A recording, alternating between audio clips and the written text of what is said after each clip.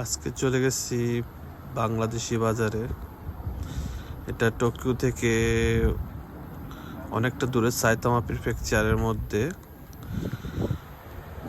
মিসাতো বাংলা বাজার।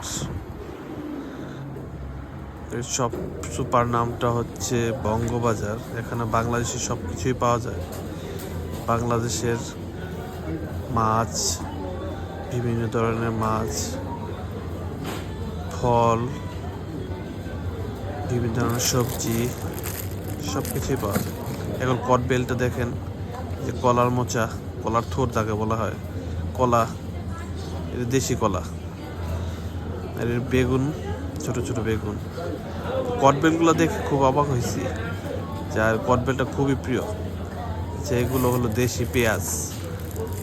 এখানে জাপানের পেঁয়াজগুলো দিয়ে রান্না করলে দেখা যায় মিষ্টিটা বেশি লাগে, আর আমাদের দেশি পেঁয়াজ দিয়ে রান্না করলে ঝাঁজটা ভালো থাকে। এগুলো খেজুর। আর এই যে বাংলাদেশের মুড়ি, রুচি মুড়ি।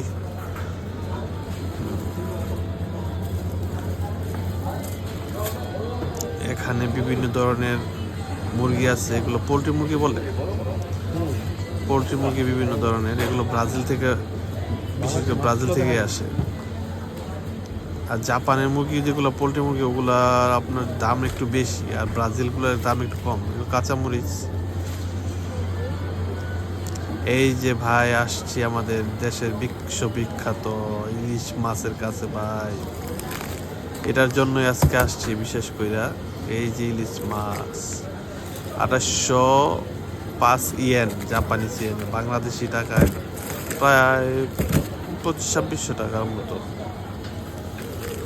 2500-2600। এই কই মাছ, এগুলা কই মাছ প্যাকেট করা, 4-5টা একটা করে প্যাকেট করা, 580 ইয়েন। এটা কতটুকু? 580 ইয়েন। আর এখানে আছে আপনার ইলিশ, রুই। এটা ওটা ইলিশ মাছটা, আস্ত ইলিশ মাছটা কেটে রাখছে আর কি। আস্ত ইলিশ মাছটা কেটে রাখছে, বাট এটা কাটে রাখার কারণে এটা দামটা একটু বেশি। চিংড়ি, দেশি চিংড়ি, এটা সব দেশি চিংড়ি। এগুলো বড় বড় চিংড়ি, সবগুলো দেশি চিংড়ি। এগুলো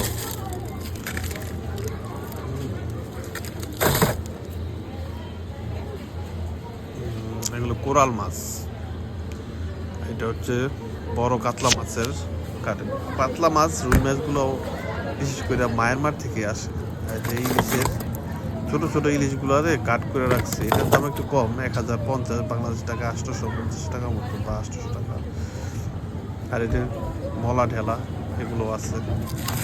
এই যে এই বড় বড় রুই মাছগুলোর দাম খুবই সস্তা, বাট এগুলো বিশেষ করে মায়ানমার থেকে আসে, বাংলাদেশ থেকে না, মায়ানমার থেকে আসে। তারপরে দেশে, আমাদের দেশে যে রুই মাছগুলো খাই, ওরকম মতোই স্বাদটা লাগে, খারাপ লাগে না। দেশি তো দেশি ভাই, এটার সাথে কোনো তুলনা নাই। এই যে এটা এটা কি মাছ আমি বলতে পারলাম না ঠিক।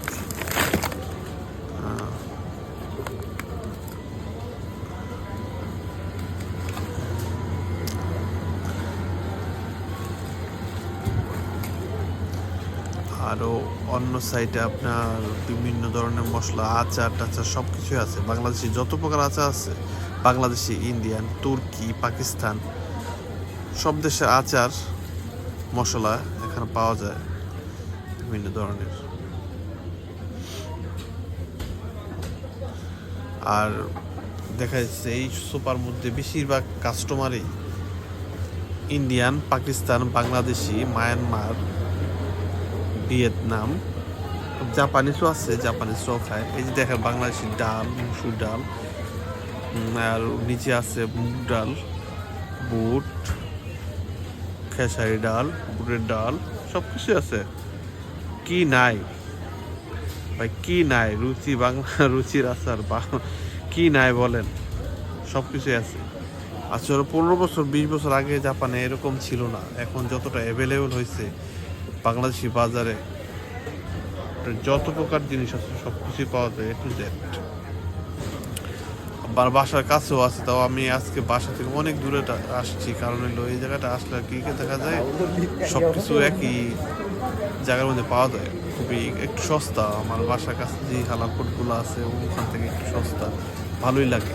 বড় সুপ, বড় সুপার সুপ তো ঘুরে ঘুরে দেখে দেখে কিনতে ভালোই লাগে। এখানে যে খাসির মাংসগুলা বনলেস কাট এগুলা মোটামুটি সস্তে, 1290 ইয়েন জাপানিজ ইয়েনে, কিন্তু বাংলাদেশ টাকা এরকমই 900-1000 টাকার মতো পড়ে।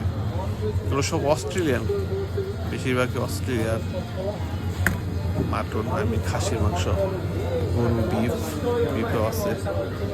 এই যে এই খাসির মাংসগুলা আপনার বনলেস 1850 ইয়েন, এটা 1500 টাকার মতো বাংলা টাকায়।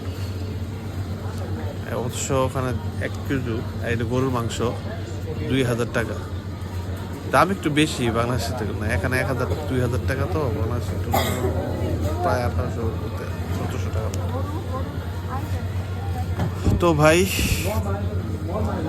দেখেন, বাংলাদেশি বাজারে আসলাম, দেখাইলাম, ঘুরলাম, গেলাম। বাংলাদেশের শ্যামাই, আহারে কি স্বাদের শ্যামাই!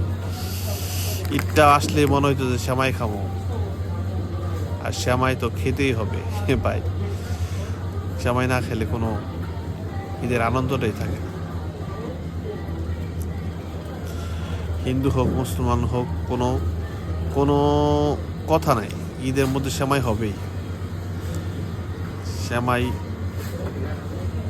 না হলে ঈদটাই যেন জমে না।